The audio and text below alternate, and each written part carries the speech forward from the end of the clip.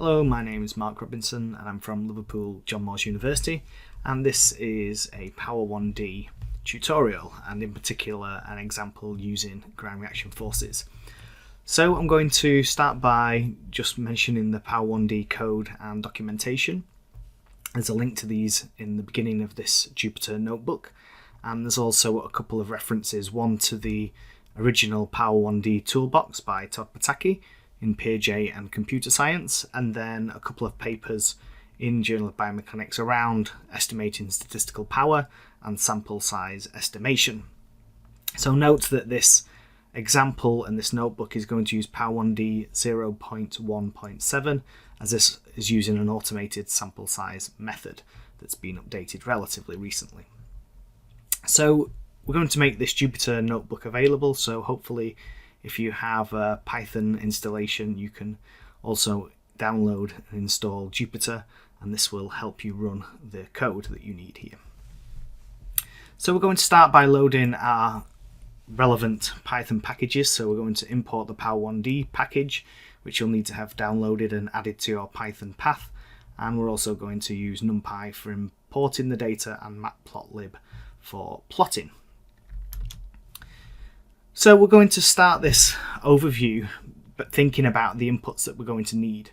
And there's three main things that we're going to have to generate here. One is a baseline signal or effect. So this could be, for example, your control group. We need a 1D or an alternative hypothesized effect. So what might the effect of your intervention be, or what might be the effect of this separate group that you're testing be predicted to be. So both of those need to be one-dimensional effects, and we're going to associate to them some one-dimensional noise. So we need some sort of representation of what we think the variability of those signals would be. So ultimately then, in the sample size estimation, what we're going to do is simulate multiple experiments of these baseline and hypothesized effects, and by storing the outcomes from these experiments, we can then determine the minimum sample size that we need to observe that effect with a power of 0.8, which is a standard practice in the scientific literature.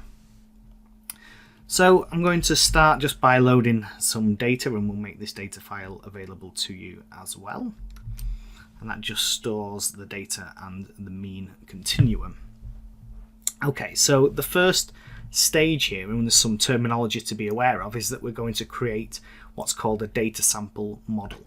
And this data sample model really just packages up those things that we said that we need. We need some sort of baseline signal, we need a alternative signal, and we need our noise model. And so this data sample model is kind of combining all of those things for our baseline signal and our alternative signal. So here we can see that we've plotted a baseline signal for a vertical ground reaction force curve, and so executing that just generates that visualization of our vertical ground reaction force. So this is our baseline signal. And the second step here now is to create some sort of alternative signal. Okay, and this alternative signal is based on a signal effect that we first need to generate. So we notice that there's an effect in this early or impact peak at around about 8 samples, so sample number 8 on the x-axis. And so what we might be interested in is an experiment where we have an increased magnitude of that impact peak. So this could be, a different type of footwear, for example, which may produce this effect. So we need to create an alternative effect that is the same length as our original signal, specify where we want the location of that effect to be, and then we can also specify the magnitude of the effect, so how much larger might we expect that effect to be, and what's the smoothness of this. So you can see then if we create this effect here, we get this green curve. So this is showing us that we've got a signal of magnitude specified in our amplitude input here of 250, and it's at time 8. If we wanted to change some of these parameters, so we could put it at time 50 and 500, for example, and that changes our effect signal. I'm just going to take this back to what it was by default, which was at 8 and with a magnitude of 250. So for this particular effect then, what we want to do is add this to our baseline signal. So all we're doing here is simply adding our effect, our green curve, to our black curve to generate this magenta coloured curve here. So we just add those two together and we can now see that these are visualized in this way. So we've now got our alternative effect, which is 250 newtons larger in our alternative signal than our baseline signal. So next we need to define a noise model, and in this case we've got some inputs to this noise model that we can specify. So for example, we can specify the smoothness, we can specify the magnitude of the noise that we're interested in, how many samples that we might be interested in generating. So in this case we're using smooth Gaussian noise, and there's different types of noise that you can choose from in the Power1d package.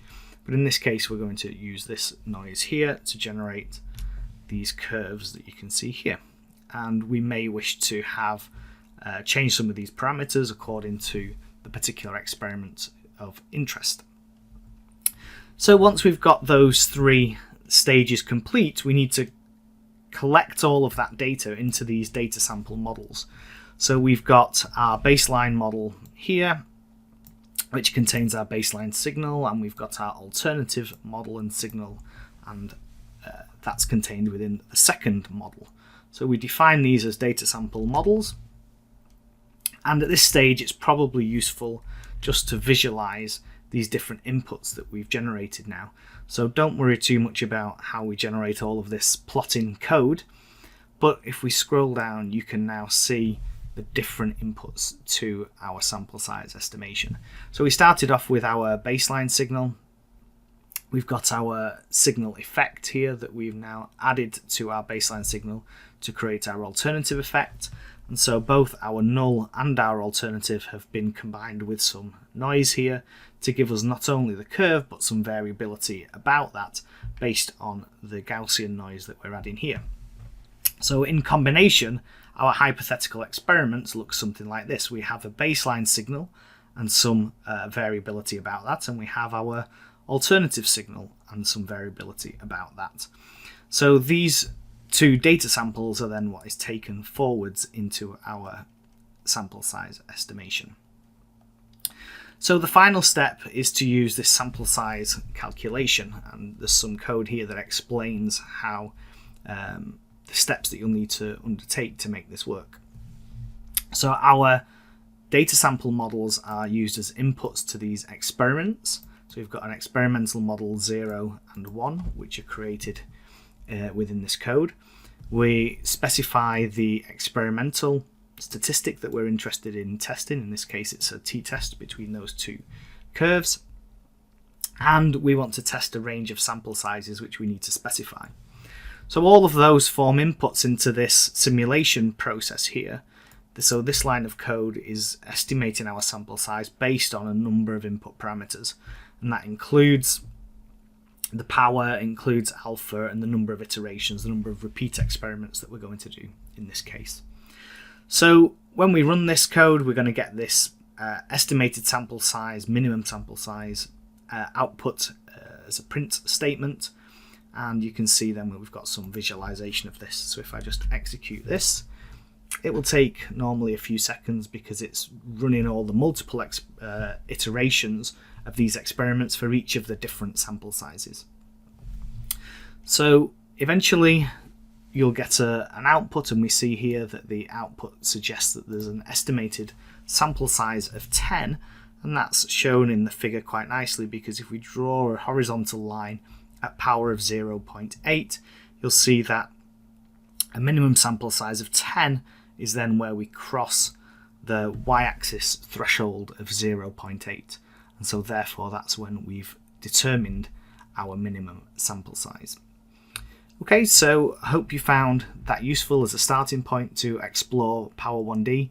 If you have any questions, please don't hesitate to ask or post on the Power1d GitHub forum. Thanks.